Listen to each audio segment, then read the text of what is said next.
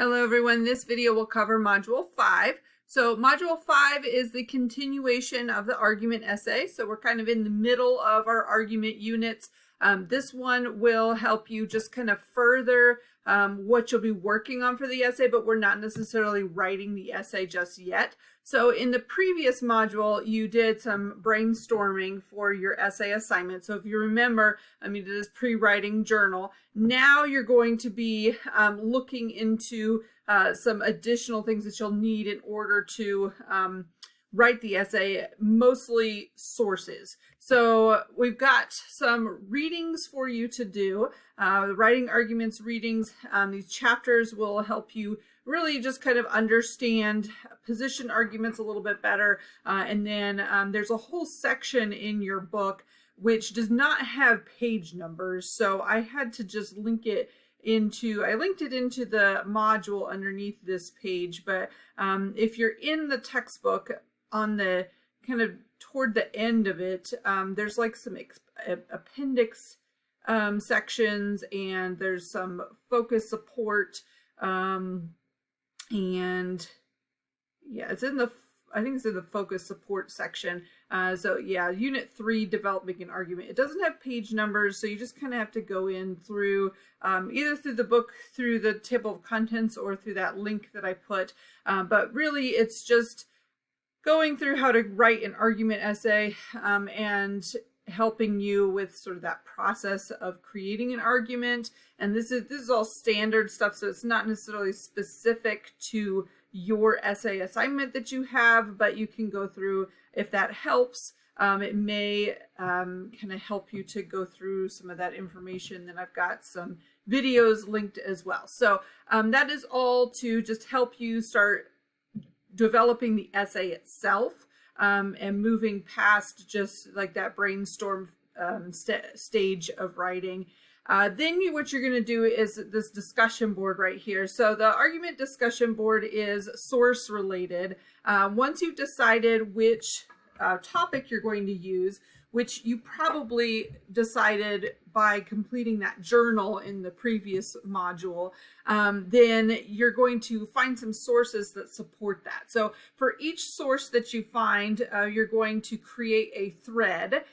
So you're going to start, you're going to hit reply, and you're going to post your source, here in the text box. And then once you have that information in there, you're going to finish your post. You're going to put the link in there to make sure it works for students to be able to see the source, and then a bulleted list of at least 10 important points from the site, preferably like main arguments and claims, but you could also include things like important statistics that you notice, or good points that the author makes, or sources that they use, or anything like that. Then you're going to just give us kind of a brief explanation or overview, kind of your impression of the website itself, whether you agree or disagree with it, what are the strengths of it, and that kind of thing. Then you're going to post that. The only thing I don't want to see is repeated posts from other classmates. So if you want to like claim a source or something, you can always just, Google, find your URL, post it in, stick it in here, and then just hit reply, and then go back later and actually edit it using the 3 dots button right here. You can go in and edit a post. So I would recommend doing that, particularly if you're just Googling sources, because a lot of times students will Google using the same keywords, so the same kind of sources are going to pop up for them, and some students will just pick the first thing that pops up, which is not a good strategy, but it works for this assignment if that's the way you want to go. I would personally look for sources that might actually help you in your essay. That way you're not doing a lot of extra work, but it's up to you. So then the responses so you're going to post 3 and then respond to 2. And your responses are just going to post some additional points and then offer a counter argument to the source, not to the student, not to the student's position, because you probably won't really be able to tell even based on how they respond to the article, but to the article itself. So if this article is like supporting a vegan diet or something, then you would provide 2 counter arguments against a vegan diet or something like that. So that's the discussion board. And then you're going to go back into these documentation readings, which you've done already. You took a quiz over the documentation already in this module 4. So now you're going to complete an assignment. The assignment is to just practice those documentation skills.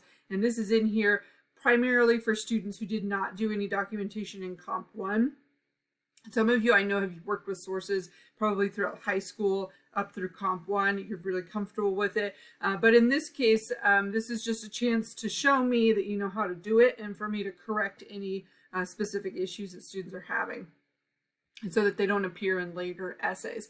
So you're going to find 5 sources about your argument topic. Again, you're encouraged to use ones that you might actually use in your essay, so you're not doing extra work. You can also use the same sources that you used in the discussion board. So you found 3 for the discussion board. Now you can use those 3 for this assignment as well, and then just find 2 more. So then you're not doing extra work there. So you're going to create a works cited entry, and then you're going to choose a sentence from the source and then either do a direct quote or a paraphrase. Within those 5, so you only have to do 1 for each, either a quote or a paraphrase.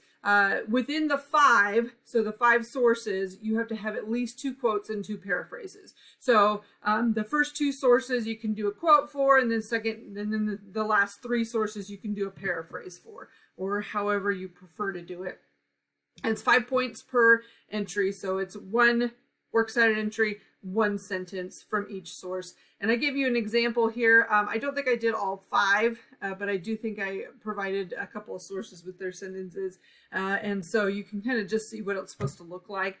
You don't have to format it the way that I made the example, but it just gives you that as you know, kind of how you want to do it. So I've got my 2 sources here, and they're documented. I made sure that I've got my formatting, how it's going to look on a paper, and then I've got my sentences underneath, and just what they would look like for a quotation, and then for a paraphrase. So the big thing to remember, and this is something that I repeat a lot in comments for students, but also into the classroom, is whatever you reference the source with needs to match the first part of the works cited entry. So if it's a person's name, we match the name. If it's a title, we match the title. Whatever you start the works cited entry with is what you're going to put in the sentence to reference the source. It seems simple, but you'd be surprised at the number of students who just really cannot grasp that, and it causes so many problems with their assignments after that point. So that is those are the 2 assignments in this unit. So again, we're getting sources, we're working with sources in order to better understand the topic for your argument essay. And then I also have this little drafting the argument essay page just as reminders for what you should be working on. So once you're done with those 2 assignments, don't just stop, because you are going to have to actually write the argument essay.